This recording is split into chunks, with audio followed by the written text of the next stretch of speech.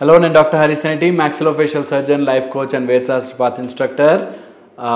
ఒక రోజంట ఒక సముద్రంలో ఒక నావ, ఒక షిప్, చిన్న సైజే కూలిపోయింది.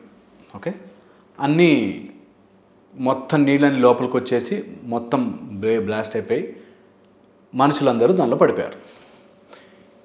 దేవుడు ఒక కార్నర్లో ఒక రోప్ పట్టుకుని వెయిట్ చేస్తున్నాడు, సహాయం చేద్దాము అని. భగవంతుడే ఇట్లా రోప్ పట్టుకుని వెయిట్ చేస్తున్నాడు.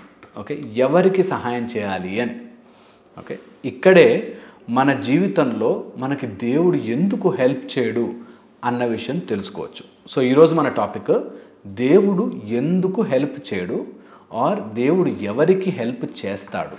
ఓకే, ఇది బాగా గుర్తుపెట్టుకోండి. నేనైతే పర్సనల్గా దేవుడిని కలవలేదు, బట్ ఈ స్టోరీ ద్వారా మనకు అర్థమవుతుందేమో. కొన్నిసార్లు కొన్ని స్టోరీస్ ఎగ్జాంపుల్గా చెప్తున్నప్పుడు నేను జనరల్గా స్టోరీస్ని నమ్మను, బట్ స్టోరీని ఎగ్జాంపుల్గా చెప్తే తొందరగా ఎక్కుతుందని ఈ విషయం చెప్తున్నాను. సముద్రంలో పడిపోయారు. అందులో కొంతమంది ఏ ప్రయత్నము చేయకుండా, కనీసం ఈదడానికి చేతులు అటు ఇటు అనకుండా, నేను చెప్పానా ఈ బోట్ ఇంతే, వీడి మేనేజరే ఇంత, వీడు వేస్ట్ గాడు, నేను ఎప్పటి నుంచో అనుకున్నాను ఈ బోట్ అసలు సరిగ్గా లేదు అని మేనేజర్లని, ఆ సర్కమ్స్టాన్సెస్ని, వాటిని తిట్టే బ్యాచ్ ఒకటి తయారయ్యారు. సో ఎవరైతే సర్కమ్స్టాన్సెస్ని తిడుతున్నారో, కనీసం చేతులు కూడా ఆడించకుండా, కనీసం ఈదుతూ బయటికి వెళదామని ప్రయత్నం కూడా చేయకుండా, మేనేజ్మెంట్ తప్పు, వీడింతే, ఈ గవర్నమెంటే ఇంత, వీడిట్లా చేశాడు, వాడు అట్లా చేశాడు, ఎప్పుడైతే ఇది ఆలోచనలు స్టార్ట్ అయ్యాయో అలాంటి వాడికి దేవుడు హెల్ప్ చేయలేదు, ఆ రోప్ వేయలేదు. నెక్స్ట్ గ్రూప్ ఆఫ్ పీపుల్కి వెళ్ళారు. ఈ నెక్స్ట్ గ్రూప్ ఆఫ్ పీపుల్ ఏంటంటే, కనీసం ప్రయత్నం కూడా చేయకుండా, భయంగా అమ్మో చచ్చిపోయాను, ఇంకైపోయింది, నా బతికింతే, నా పిల్లలు ఏమైపోతారు అనే టెన్షను, యాంగ్జైటీ, వర్రీ, కోపం ఇందులోనే నిరంతరంగా ఉండిపోయి కనీసం ట్రై కూడా చేయకుండా భయంలో అలా మునిగిపోయి ఏమీ చేయలేక ఉండిపోయేవాళ్ళు. సో భయం కేటగిరీ, వీళ్ళని కూడా దేవుడు హెల్ప్ చేయడు. నేను భయపడిపోతున్నాను అంటే అర్జునుడికే హెల్ప్ చేయలేదు. నువ్వు భయపడి బాణాల కింద పడేస్తే నీకెందుకు హెల్ప్ చేస్తా, నువ్వు యుద్ధం చేయి, నీ పక్కన ఉంటా అని చెప్పాడు కదా. సో ఎవరైతే భయపడుతూ ఉండి వాళ్ళని వాళ్ళు అయ్యో నేనెంత మంచివాడినో అనుకుంటూ ఉంటారో వాళ్ళకి దేవుడు హెల్ప్ చేయలేదు. Third, very very important, ungrateful people ఏంటి తెలుసా? ఆ బోట్ విరిగి నీళ్ళలో పడిపోయారు. వీళ్ళు కనీసం ఇంతవరకు బోట్లో మనకు హెల్ప్ చేశాడే దేవుడు, ఇంతవరకు నేను హ్యాపీ లైఫ్ గడిపానే అని లేకుండా, దేవుడు ఒకవేళ హెల్ప్ చేసినా దేవుడిని తిట్టే బ్యాచ్ ఉంటారు. కొంతమంది హెల్ప్ తీసుకుని కనీసం వాళ్ళు థ్యాంక్స్ కూడా ఉండదు. అలాంటి అన్గ్రేట్ఫుల్ పీపుల్కి దేవుడు ఎప్పుడూ హెల్ప్ చేయడు. ఓకే, అంటే మనం పొందిన సహాయాన్ని మనం ఎక్నాలెడ్జ్ చేయకుండా, నాకు సహాయం దొరికింది, ఇన్ని రోజులు నాకు మంచి ఆహారం దొరికింది, ఇన్ని రోజులు నేను బాగున్నాను, థ్యాంక్ యూ అనే ఒక హెల్ప్ తీసుకున్నప్పుడు ఎక్నాలెడ్జ్ చేయని వాడు, ఎవరైనా మనిషి మనకు హెల్ప్ చేస్తే అరే నాకు హెల్ప్ చేసావురా అని చెప్పని వాళ్ళ దగ్గరికి దేవుడు ఎప్పుడు వెళ్ళడు. ఓకే, ఫోర్త్ వచ్చేసి లేజీ పీపుల్. అంటే వాళ్ళే వస్తారు, గవర్నమెంట్ వచ్చి నన్ను తీసుకెళ్తుంది, మేము సముద్రంలో పడిపోయామంటే గవర్నమెంట్ ఊరుకుంటుందా అని వాడు అసలు ఈత కూడా కొట్టకుండా అలా ఉన్నాడంట. వాళ్ళు కూడా మునిగిపోతారు, దేవుడు హెల్ప్ చేయడు. లేజీ పీపుల్కి, నీ పరిస్థితుల్లో నువ్వు కూరుకుపోయి నువ్వు ఎప్పుడైతే ప్రయత్నము కూడా చెయ్యవో, లేజీగా అలా ఉండిపోయి నాకేదైనా మిరకల్ జరిగితే, మా నాన్న నాకు డబ్బులు ఇస్తే అని లేజీగా ఉంటారు. లేజీ వాళ్ళ దగ్గరికి దేవుడు హెల్ప్ చెయ్యడు. Very very important. ఫిఫ్త్ వచ్చేసి ఇర్రెస్పాన్సిబుల్ పీపుల్. అంటే మీ రెస్పాన్సిబిలిటీ ఏంటి? కనీసం అలా ఉన్నప్పుడు ఒక బోట్ వేసుకోవడమో, ఒక రోబ్ వేసుకోవడమో, లేకపోతే దేనైనా పట్టుకుని నించోవడమో, నీళ్ళలో మునిగిపోకుండా ఏదోటి చేయాలి కదా. అలా చేయకుండా ఇర్రెస్పాన్సిబుల్గా ఉండి పక్కన వాళ్ళని డిస్టర్బ్ చేసుకుంటూ ఉండేవాళ్ళు. ఇంట్లో ఒకవేళ లైఫ్ అనే సముద్రంలో మీరు కూరుకుపోతుంటే ఇర్రెస్పాన్సిబుల్గా ఉండి అన్నీ వదిలేసి తాగేసి పడిపోతా, అన్నీ వదిలేసి నేను సిగరెట్ తాగుతా, డ్రగ్స్కి అడిక్ట్ అవుతా అంటున్నానంటే ఇర్రెస్పాన్సిబుల్ పీపుల్. అలాంటి వాళ్ళకి దేవుడు ఎప్పుడు హెల్ప్ చేయడు. నా కష్టాలు మీకేం తెలుసు సార్, అందుకని నేను గుట్కా తింటున్నా అంటే నీకు దేవుడు ఎప్పటికీ హెల్ప్ చేయడు. కష్టాలు ఉంటాయి, యూ బిహేవ్ రెస్పాన్సిబుల్లీ. ఏంటి, నా ఫ్యామిలీని నేను చూసుకోవాలి, నా భార్యతో నేను సరిగ్గా ఉండాలి, నా జాబ్కి నేను న్యాయం చేయాలి, రెస్పాన్సిబుల్గా ఉండాలి, ఏ సీన్ అయినా సరే అని అనుకోని వాడికి దేవుడు ఎప్పటికీ హెల్ప్ చేయడు. అలా తాడు తిప్పుతున్నాడు కానీ ఎవరికి వేయట్లేదు. నేను పక్కనే నించుని చూస్తున్నాను, ఎందుకు తాడు వేసి హెల్ప్ చేయట్లేదా అని చెప్పి. ఇలాంటి వాళ్ళు చాలామంది ఉన్నారు. నెక్స్ట్ వచ్చేసి క్రానిక్ కంప్లైనర్స్. వీళ్ళు ఏంటంటే ఎప్పుడు కంప్లైంట్ చేస్తుంటారు. మీకు ఏమైనా కానీ అందులోంచి ఒక కంప్లైంట్ ఏడతారు. ఎంతమంది అన్నీ బాగున్నాయి కానీ ఇది కూడా జరుగుంటే బాగుండేది అంటాడు వాడు. 100 మంచి జరిగినా అందులోంచి నెగిటివిటీ, అందులోంచి ఒక బ్యాడ్, అందులోంచి ఒక చెడు సీన్ తీసి అది జరుగుంటే, అలా అయ్యుంటే, ఇలా అయ్యుంటే అని చెప్పి క్రానిక్ కంప్లైనర్స్. ఎప్పుడు వీళ్ళకి ఏదో ఒక సమస్య, దాని గురించి అంతా బాగుంది సార్ కానీ, అంతా బాగుంది సార్ కానీ, ఇలాగా క్రానిక్ కంప్లైనర్స్కి దేవుడు ఎప్పటికీ హెల్ప్ చేయడు. అక్కడ కూర్చుని అరే బోట్ ఇట్లా అయి ఉంటే బాగుండే, బోట్ స్టీరింగ్ వాడు ఇటు తిప్పుంటే బాగుండే, ఆ బోట్లోని ఇంతకు ముందే మనం ఏదైనా ఫెసిలిటీ పెట్టుంటే బాగుండే అని కంప్లైంట్లు చేస్తూ ఉన్న వాళ్ళు కూడా మునిగిపోయారు. వాళ్ళకు కూడా దేవుడు హెల్ప్ చేయలేదు. నెక్స్ట్ వచ్చేసి నెగిటివ్ థింకర్స్. ఈ నెగిటివ్ థింకర్స్ ఏంటంటే ఎలాంటి పరిస్థితుల్లో అయినా సరే నెగిటివ్ ఏరి ఆ నెగిటివ్లోంచి ఆ నెగిటివ్ అనే సుడిగుండంలో కూరుకుపోయి పడిపోతారు.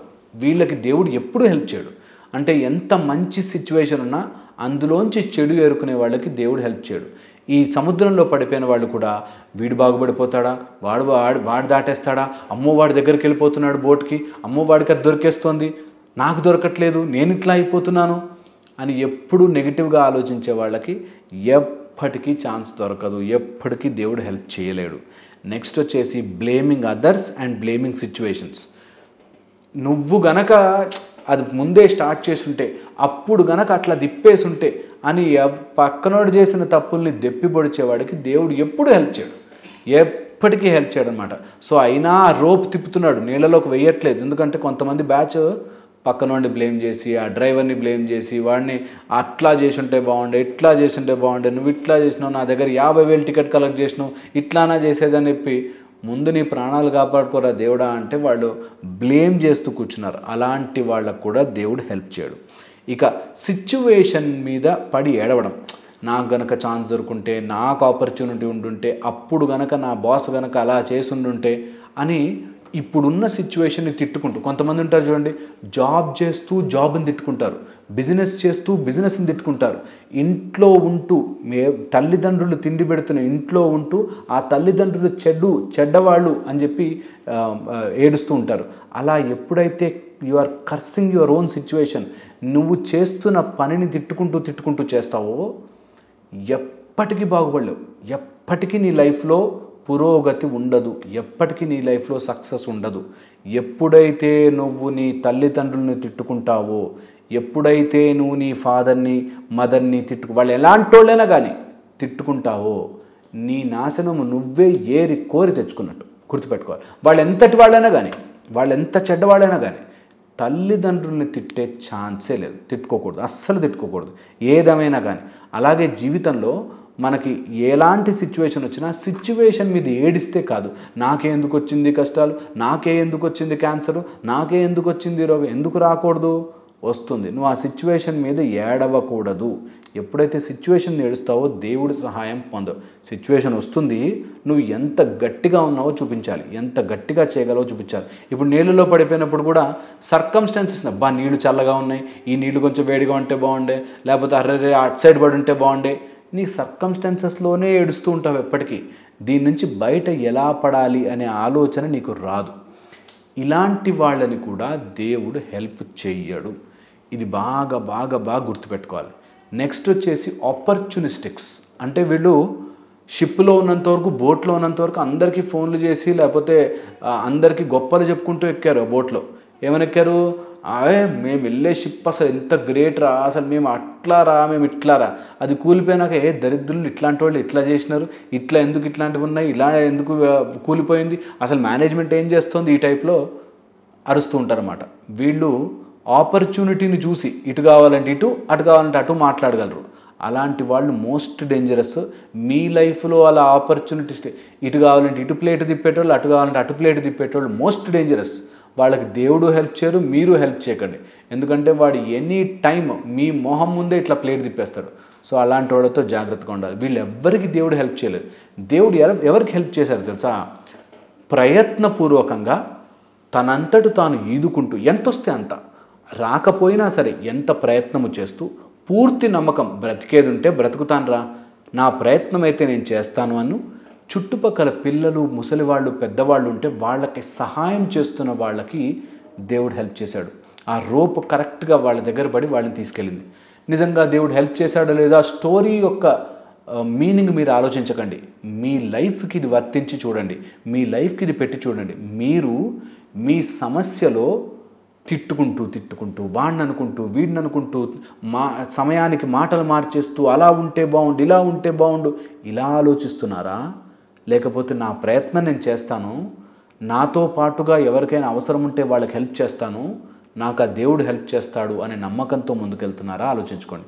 ఇలా గనక మీరు ఆలోచించగలిగితే ఎప్పటికైనా సరే మీకు సహాయం అందుతుంది. ఖచ్చితంగా మీరు దాటి బయటకు వస్తారు. నేను చెప్పింది ఒకసారి ఆలోచించండి. స్టోరీని పక్కన పెడితే రియాలిటీలో కూడా మన లైఫ్లో చాలా సీన్లలో మనం ఇలాగే ఉన్నాం.